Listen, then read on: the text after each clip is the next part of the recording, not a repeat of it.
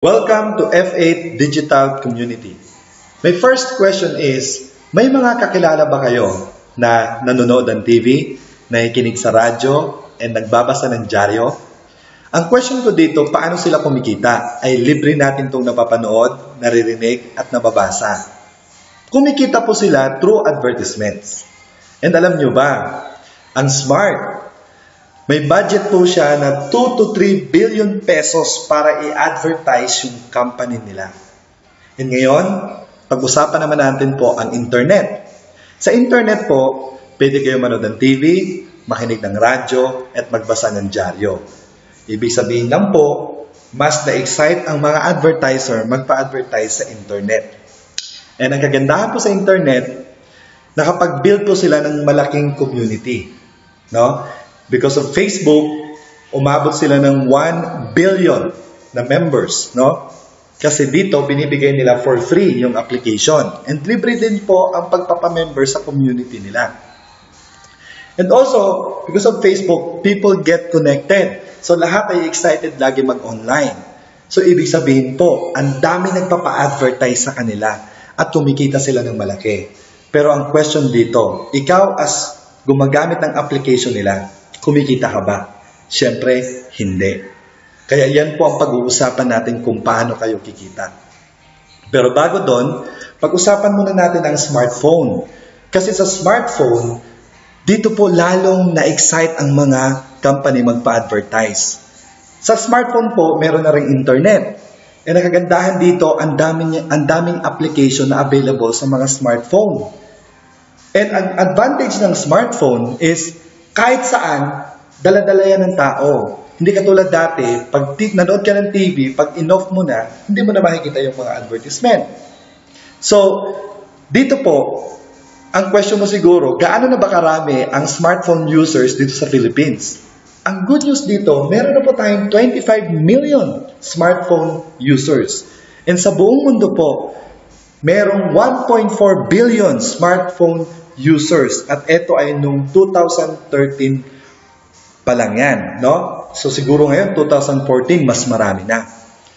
Ngayon, dahil dito sa smartphone, merong i-introduce ang F8 na isang produkto na magiging available sa mga smartphone users. At ang product po na ilalabas ng F8 ay isang produkto na kailangan ng isang tao, lalo pag nag-i-internet ka. So, ang ilalabas po na produkto ng F8 ay isang browser. At ang kagandahan sa browser natin, ito yung browser na the ultimate web browser in the world.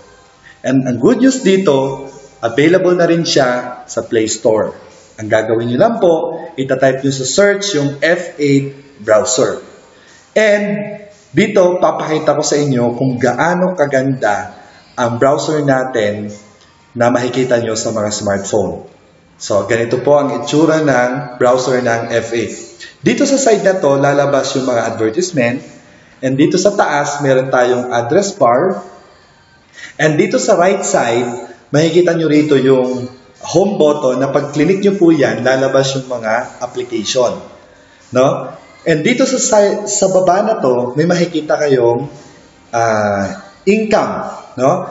Dito, lahat ng magpapamember sa F8 Digital Community, ang lahat ng gagamit ng browser, kikita po sila through advertisement. So, ang question nyo rito, magkano po ang potential na kitaan dito pag ako ay nagpamember sa F8 Digital Community? So, dito po, ang pwede nyo pong kitain ay 50,000 to 400,000 pesos per month. Ang question is, paano siya kikitain? Okay. So, ang concept po natin ay plug, play, wait, earn. So, ang gagawin nyo lang po, mag-browse lang kayo. Kung ano yung nakasanayan nyo, gawin nyo lang po dito. Wait lang po kayo and kikita po kayo per minute. Ngayon, paano mangyayari yon? Si F8 po ang maghahanap ng mga advertiser. And yung kikitain po dyan, isi-share niya sa mga users or nagpa-member sa F8 Digital Community. So, ang plano po ng F8 ay mag-build siya ng malaking digital community. and or quick starter membership. So dito po kikita rin kayo sa ads online, maximum of 4 hours per day, and ang personal browsing nyo po dito ay 0.025 cents per ad per minute. Ang pagkakaiba lang po dito sa flight membership, ang kita nyo po sa browsing ng ibang tao or ng mga friends nyo ay mas doble kesa dun sa flight membership. Dito po ay 0.015 cents per ad per minute. At ang pagkakaiba din po sa flight membership hanggang 8 levels. Dito po sa QS or Quick Starter na membership hanggang 10 levels. So, dito po ang kagandahan sa Quick Starter membership is only 4,990 pesos lang po ang membership dito. Pero ang pagkakaiba dito po ay yung kikitain nyo. So, halimbawa po, ganun din, nag-invite ka ng dalawa, tapos yung dalawa mong friend, nag-invite din ng tigda-dalawa. Kung sa flight membership po ay hanggang 8 levels lang po, so kung mag-invite po ng tigda-dalawa, so 512 na sa 9 level. And yung 9 level nyo po na 512, mag-invite ng tigda-dalawa, 1,000 po. At babayaran ko po kayo pag Quick Starter membership po kayo hanggang 10 levels. So, dito makikita nyo ulit sa right side, may income po na nakalagay rito na 110,000 pesos, 484 pesos. Now, so dito po, again, 1 hour lang po sila nagbabrowse and 2 advertisement lang po yan. What if naman po kung 4 na advertisement and 4 hours per day silang nagbabrowse, ang kikitain nyo po rito monthly sa Quick Starter membership ay 442,368 pesos per month. Iyan po ang kikitain nyo sa advertisement para sa Quick Starter membership.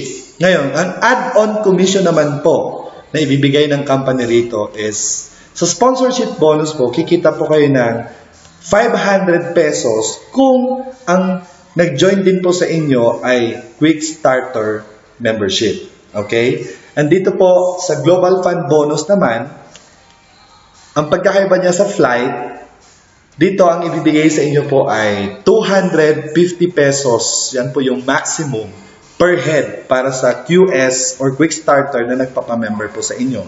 Pero kung may nagpamember sa ilalim nyo, no, na mga light, meron pa rin kayong kikitain doon ng maximum 30 pesos per head. Like for example, ito nagpamember ng QS. No, dito po tayo sa maximum na 250. Pero pag nagpa-member dito sa ilalim na light, which is 1,999, no, yan naman po, ang kikitain nyo doon ay maximum 30 pesos per head.